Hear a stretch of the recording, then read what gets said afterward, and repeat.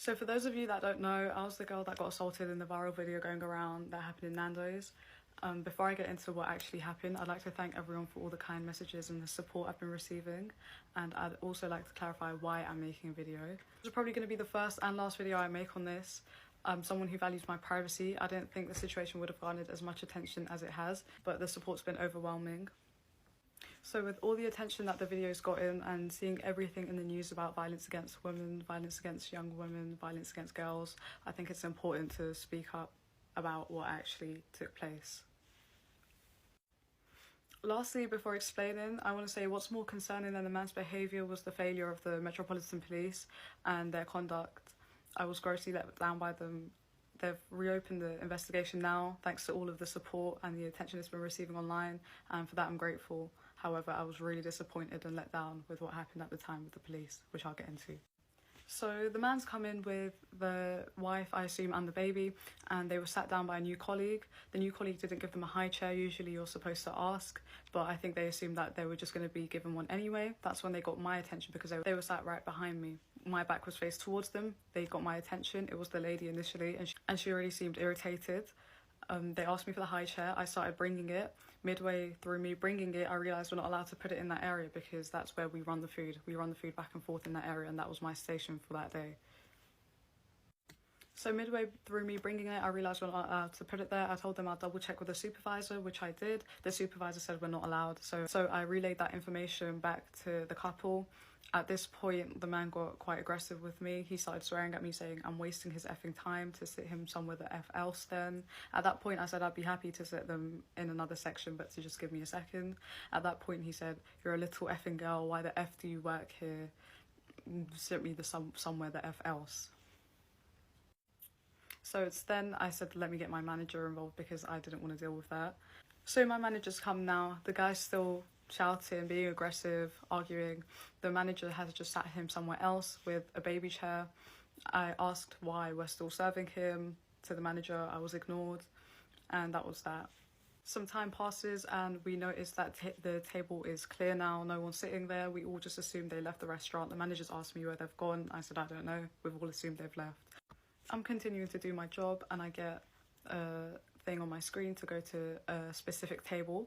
It was a table in the corner of the restaurant to run their food.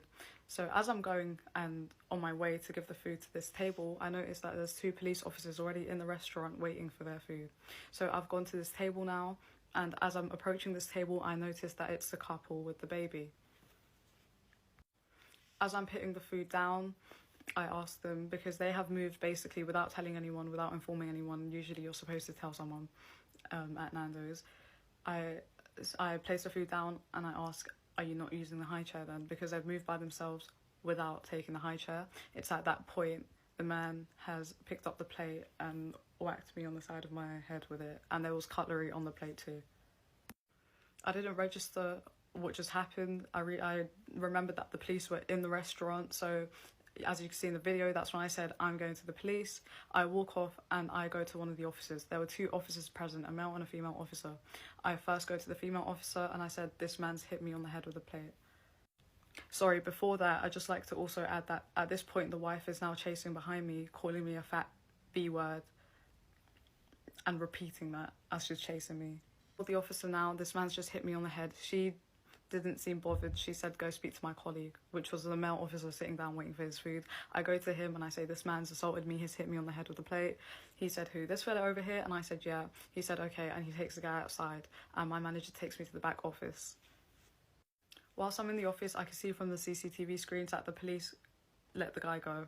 So the male officer who took him outside basically let him wander off without taking any of his details, without taking any statements, without checking the CCTV.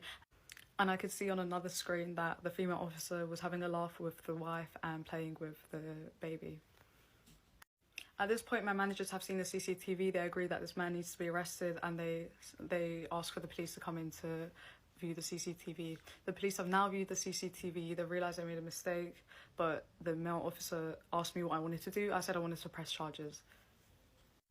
The officers are now telling me that I'm not allowed to press charges, or that I can't press charges because I'd have to go in front of a jury of 12 to convince them that I was unprovokedly attacked.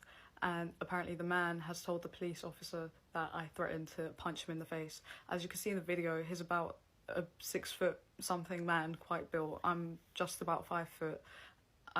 It doesn't make sense. I point out to the officers that in the CCTV footage you can see that at no point there was not enough time for me to have even threatened the man before I got assaulted, to which the officer replied, well, there's no audio attached to the CCTV, so you can't prove that. We go around in circles for about an hour, or what felt like 5 hours basically, of them telling me what do I want to do. I said I want to press charges, they said I can't, and gave me reasons as to why I couldn't, invalid reasons I had. I filed a complaint against the officers a couple of days later. Their supervisor got back to me and basically said they're humans and they made a mistake at work the same way you can make a mistake at work. And the male officer called me back also and basically told me, well, I couldn't hear or understand what you were saying, and that you didn't tell me that he hit you on the head. Their supervisor also told me that these officers are very experienced and that due to the commotion and the busyness of the environment that maybe they didn't understand me. They also told me nothing could be done about the situation and that the case has to be closed. Since all of the attention it's gotten online, the police have now issued an apology to me and they've opened up an investigation again. The man still hasn't been found as of yet, but they're looking for him.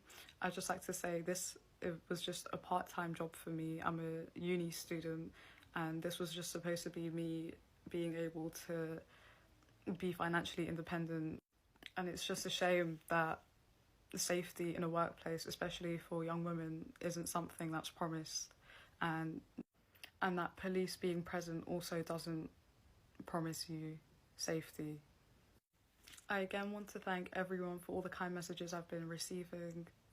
The support has been overwhelming and it means a lot to me, and I appreciate everything, and I'm glad the case has been reopened again.